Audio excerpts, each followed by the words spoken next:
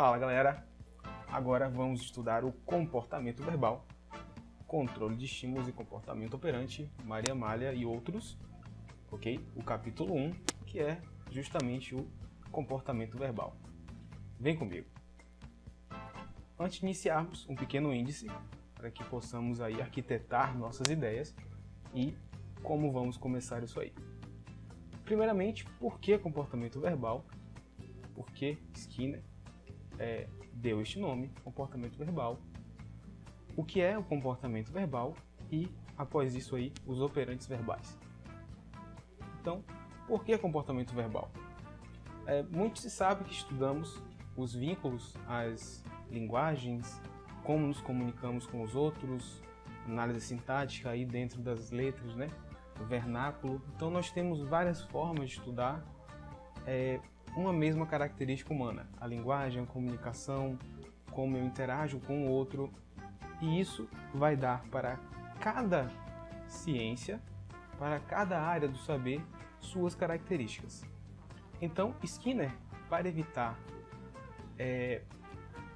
ligações ideais, ligações de ideias a partir de outras características, ele fez a distinção para evitar problemas de terminologia, de nome mesmo, né?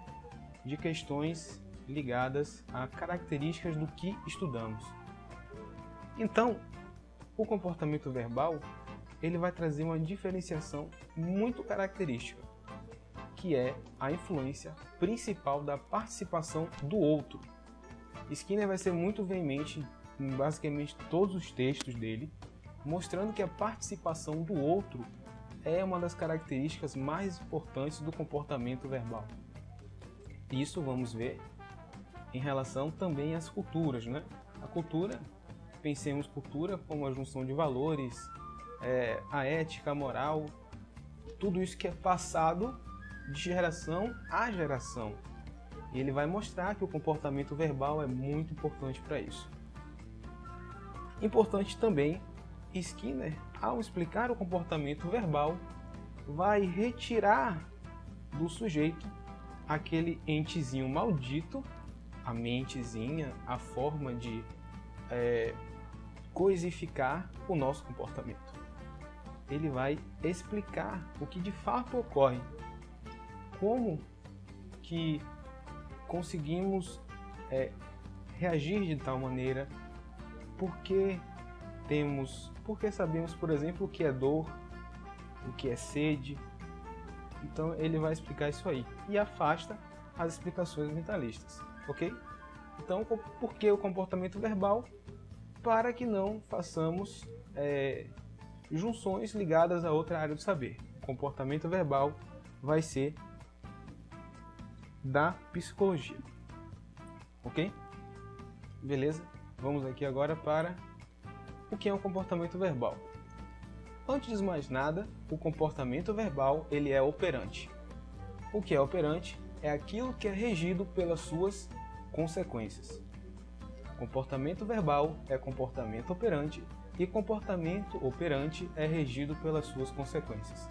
Skinner, na sua classificação de comportamento operante, ele vai dividir os comportamentos operantes em dois níveis, vamos chamar isso aí de níveis.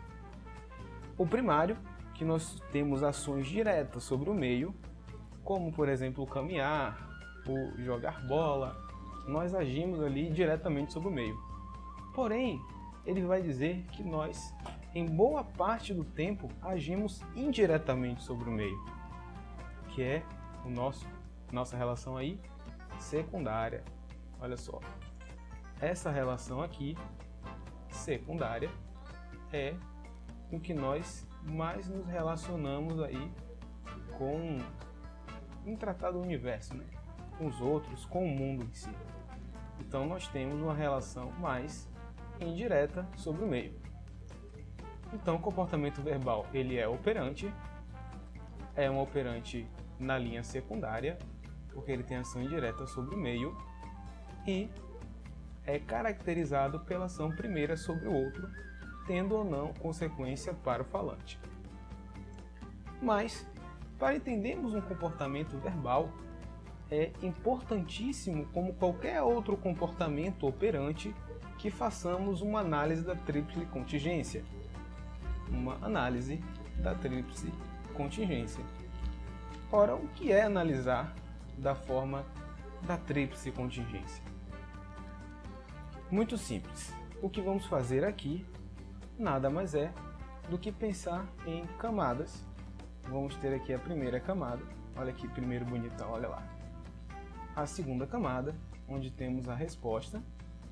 E a terceira camada, que teremos nossa consequência. Todo comportamento verbal vai ser estudado dessa maneira. A situação contextual, que é ali o ambiente, em quais as características que aquele comportamento vai ter. Lembrando que estou falando aqui de comportamento verbal. E a sua famigerada resposta. E logo da resposta, a sua consequência, ok? Quando formos analisar o comportamento verbal, que ele é operante, age indiretamente sobre o meio e tem ação primeira sobre o outro, devemos analisar a partir da tríplice contingência.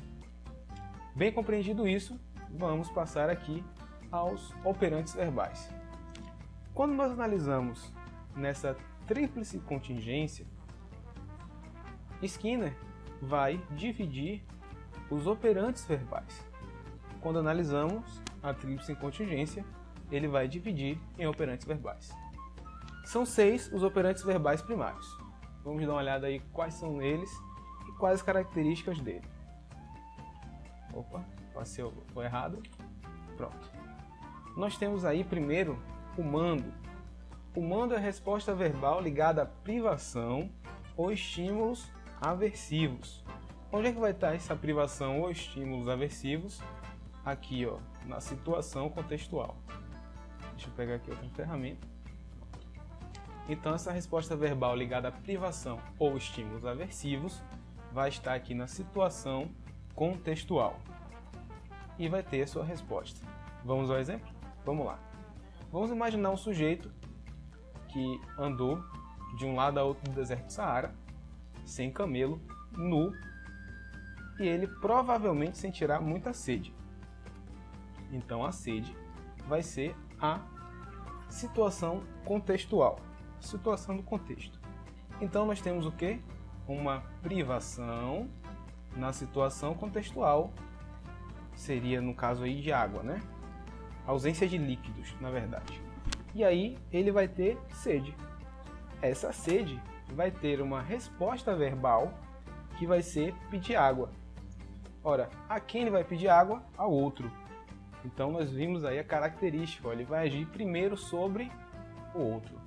O outro sujeito é que vai trazer a água e a água vai matar a sede de quem pediu. Oh, que coisa difícil, né? Então, o mando, é importante lembrar que ele vai ser operante em benefício do falante. Muito simples. Quem foi que pediu água? Na situação contextual, foi o falante. Então, o mando vai ao benefício do falante. Ok? Entendido isso, vamos para o próximo operante verbal. O tato.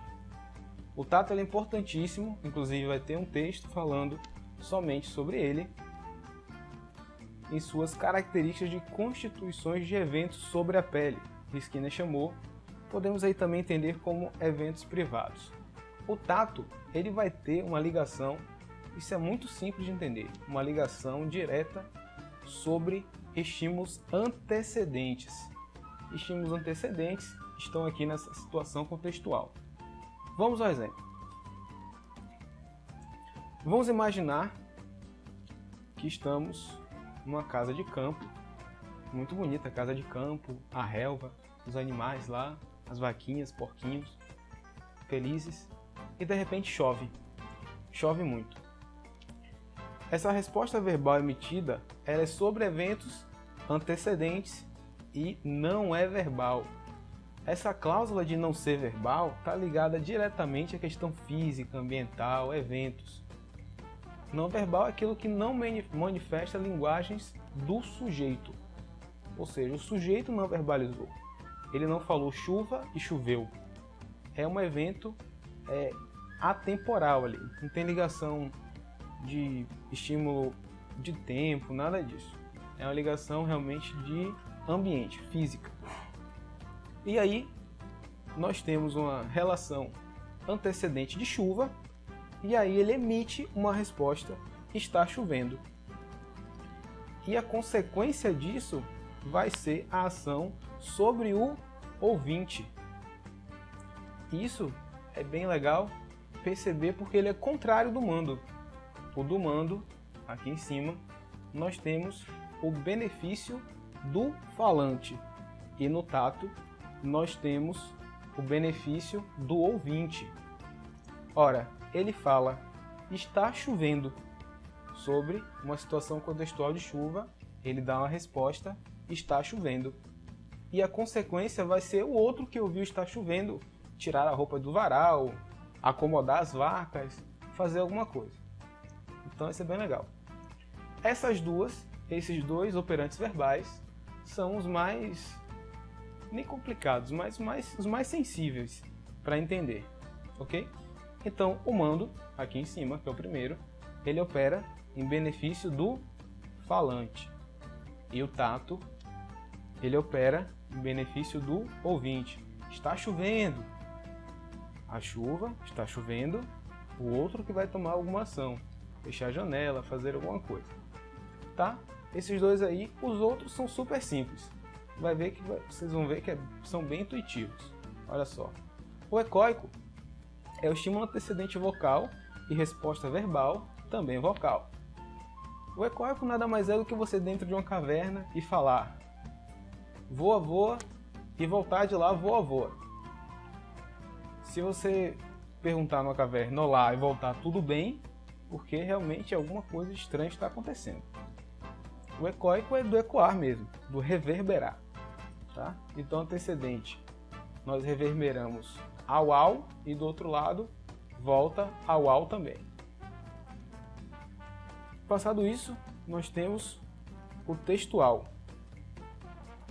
que é o evento antecedente verbal impresso ou escrito e a resposta vocal. Por exemplo, ao lermos impressora, nós verbalizamos impressora. Então o evento antecedente foi escrito, foi um verbal impresso, e a resposta foi vocal, impressora. Impressora estava escrito, eu verbalizei, impressora.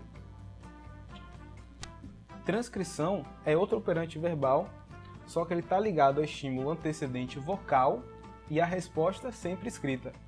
Esse nada mais é do que nós lá na quarta série, e a professora fala ditado. Aí você vai lá e escreve aquilo que você ouve da professora.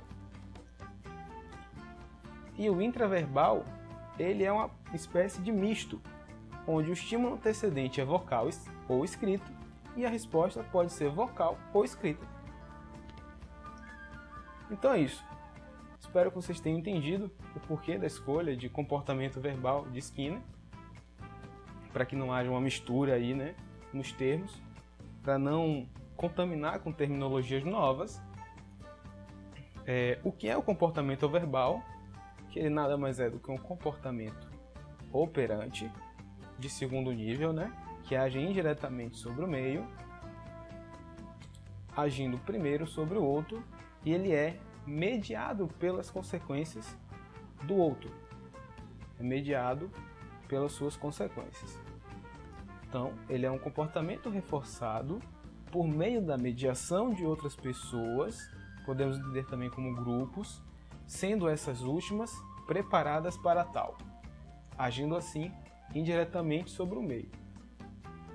Porque não adianta eu falar chinês e você falar gregoriano, que nós não vamos ter a comunicação, não vai ocorrer aí o comportamento verbal, tá? Porque o outro não está preparado para tal, ok?